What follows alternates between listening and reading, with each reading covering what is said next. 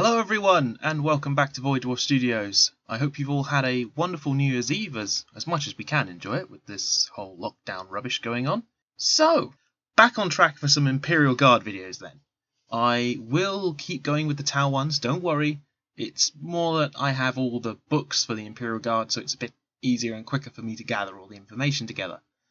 So, carrying on from our command squads, our commanders are obviously going to need some advice, They need people who are specialised in different fields and can give them the best possible tips and tricks to make sure that the battle turns from potential disaster to a crushing victory, because the Imperial Guard is the Emperor's hammer, after all. And in this vein, we have three individuals who are particularly common when it comes to regimental advisors. These are the Officer of the Fleet, the Ordnance Master, and an Astropath.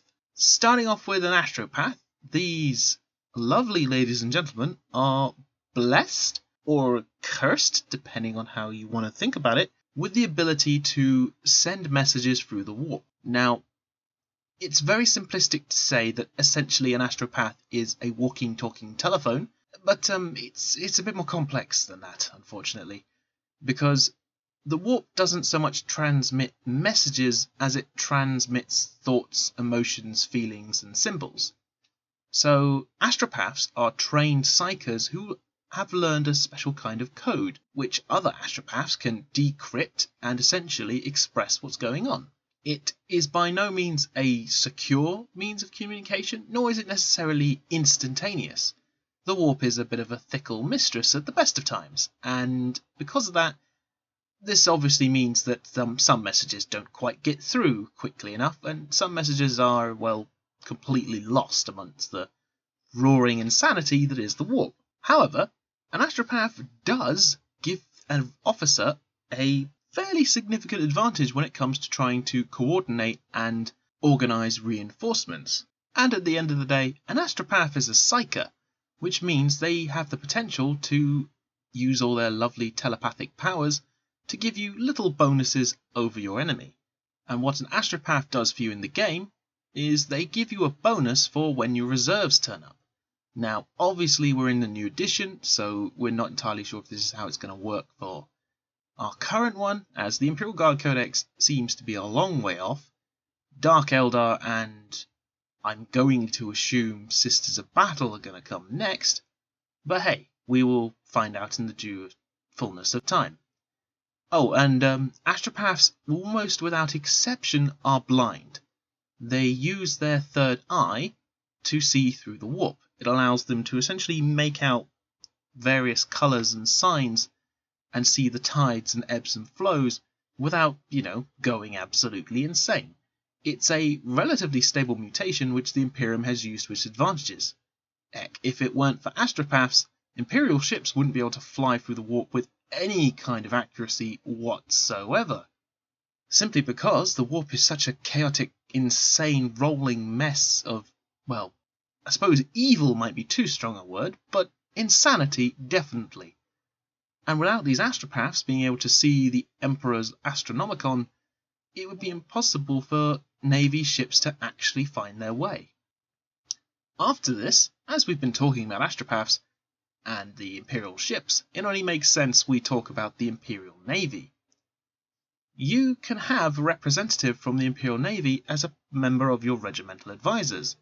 These, rather, typically speaking, upper crust individuals who have a bit of a chip on their shoulder are essentially your direct line of communication with the Imperial Navy. As previously explained, the Imperial Guard and the Imperial Navy are entirely separate entities and so cannot have one controlled by the other. However, if you have an Imperial Navy representative with you, you can do all kinds of fun things. They allow you to coordinate with the Imperial Navy bombers, or you can have them use their lovely big capital ships to fire lance batteries down on specific locations. Such actions tend to delay enemy reinforcements because, when a giant death laser comes from outer space, or when bombers are zooming in overhead, it tends to slow down people's ability to, respond and react. And I can't lie, I do love the Imperial officer dress. They just look fantastically foppish and smart.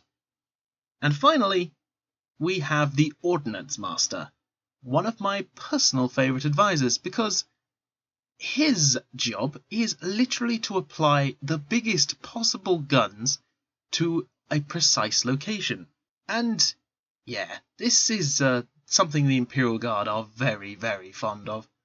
There are Imperial Guard regiments who will use artillery to basically win wars without many soldiers even getting involved in combat at all. The Imperium feels that if they can pound it to death with, well, heavy ammunition, then why waste lives? Well, a kind Imperial commander has this viewpoint at the very least. And it is this level of experience and coordination that means that a Master of Ordnance can pull firepower into specific spots without, firing on your own dudes, which has the drastic and undesirable result of killing most of your men before killing the enemies. That wonderful fancy communication relay that the Master of Ordnance has on his back makes it all the more likely and easier to, well, get the right people to fire in the right locations. It's essentially a much more sophisticated Voxcaster than your average Imperial Guard manages to lug around on his back.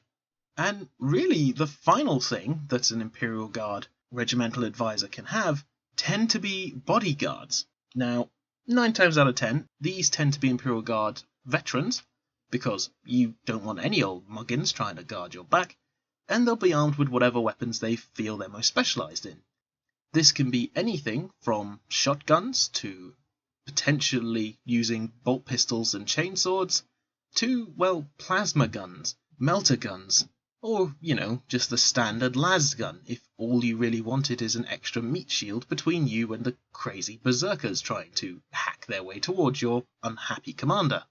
And yeah, that is more or less what regimental advisors do. As I said, it's kind of tricky talking about 40k videos right now because we don't really know yet how they're going to operate in the new edition.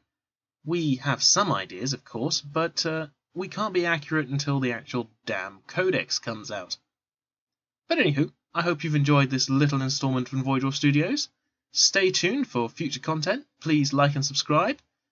Have a look at the Patreon page. It really helps me out. And thank you all for helping me reach 150 subscribers. That is all kinds of awesome sauce. And frankly, it's a much better way to start off 2021 for me. I hope you're all having a lovely evening wherever you are. And until then, take care everyone.